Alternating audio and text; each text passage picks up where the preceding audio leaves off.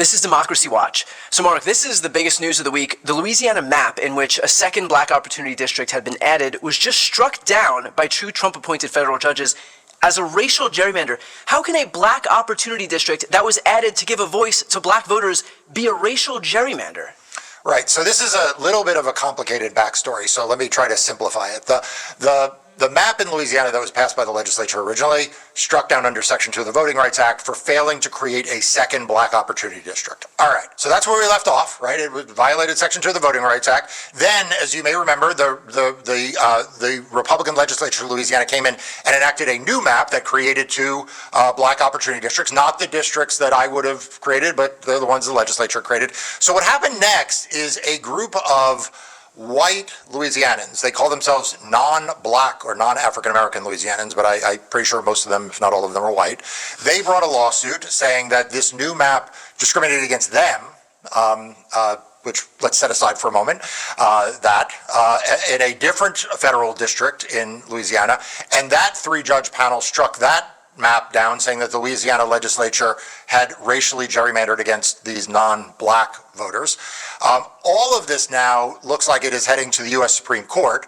Kind of the breaking news of the day is that the civil rights groups that had been involved in the original victory have now filed an appeal in the Supreme Court and have now filed a stay petition there, and the state of Louisiana is also appealing that ruling in the Supreme Court. So that is where we are as we sit here.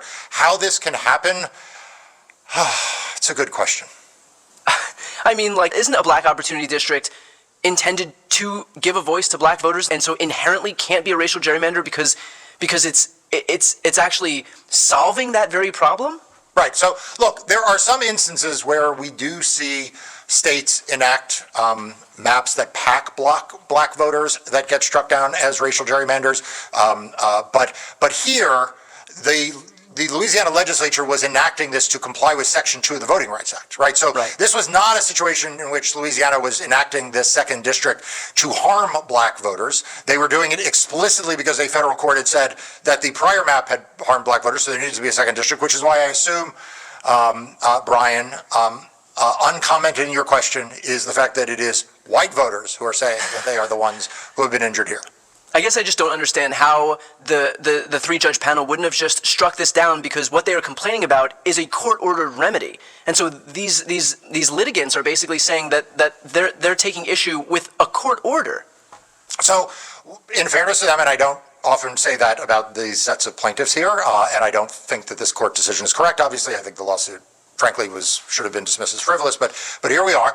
But in fairness to them, they would say they are not disputing the court-ordered remedy. They are disputing the map that the Louisiana legislature then adopted to effectuate the remedy. Do you anticipate that this issue then will be properly rectified before the 2024 election? You'd mentioned that it's waiting at the Supreme Court. That obviously doesn't instill a whole lot of confidence, because the Supreme Court may tend to give Republicans the delay they're seeking in certain instances.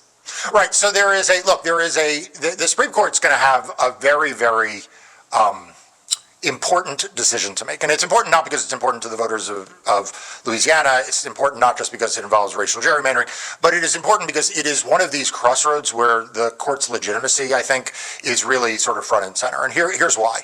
The first is, as you may remember, 2 years ago, the state of Alabama enacted a remedy around this time of year. Actually, it was earlier in the year. And the Supreme Court said, oh, wait, it's too close to the election. We can't strike down the offending map because it's too close to the election. So one of the initial threshold questions that the Supreme Court is going to have to wrestle with here is, why isn't this court decision out of this three-judge panel simply too late? Too late for 2024. This is something that can be litigated for 2025, but too late for 2024. So that's going to be, kind of question number one I think we are all looking for. The second is, think about it this way, Brian. The state of South Carolina enacted a racial gerrymander that a three-judge panel found to be a racial gerrymander. They enacted that in 2021. And that case is still not resolved before the Supreme Court, and it's now May of 2024.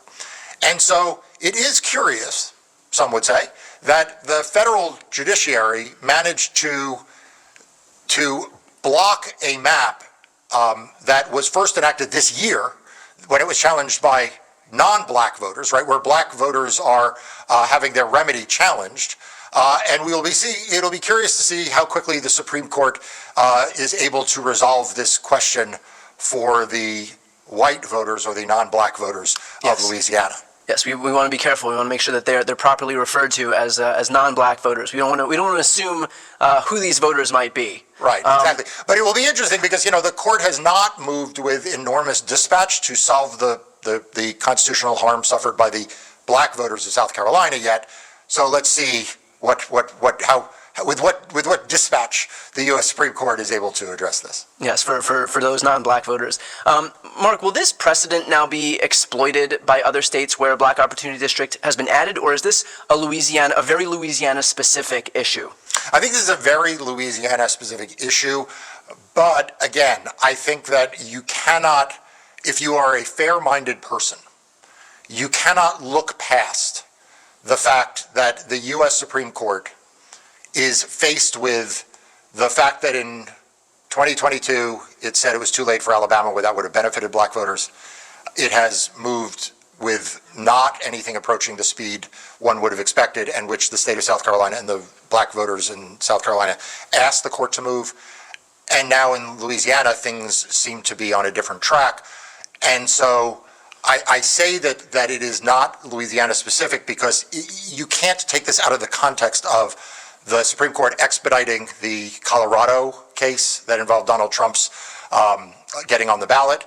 It seemed to have moved more slowly in the scheduling of the hearing involving his immunity claim, which will have delayed his criminal trial in Washington, D.C. So we've talked before about how the Supreme Court's use of time benefits and disadvantages different groups. And so I think precedentially, I am less really focused on what the courts in Louisiana do and what the Supreme Court does here. Now, let's finish off with this. Are we settled in terms of the maps for 2024? Other than Louisiana, which we're waiting on right now, are there any other outstanding cases or maps that we're waiting on? I mean, really, no. I mean, there are cases pending in Utah before that state Supreme Court. I think there may be one in Tennessee. Obviously, Texas we are waiting on. But it's probably too late for but again, this is the thing, Brian, I just started catching myself saying it's too late. But then again, here's Louisiana. So, right, if those are too late, why isn't Louisiana too late, right? But one would have assumed based on the history, for example, in Alabama, where it was too late in 2022, that it would be too late in all of those other states. But let's see what the Supreme Court says. Well, of course, you can follow along for those watching right now with all of this in Democracy Docket, which is the free news outlet Mark founded to focus on everything voting and elections. Any updates that Mark has will immediately get sent out from Democracy Docket, so please make sure to sign up. With that said, I'm Brian Tyler Cohen. I'm Mark Elias. This is Democracy Watch.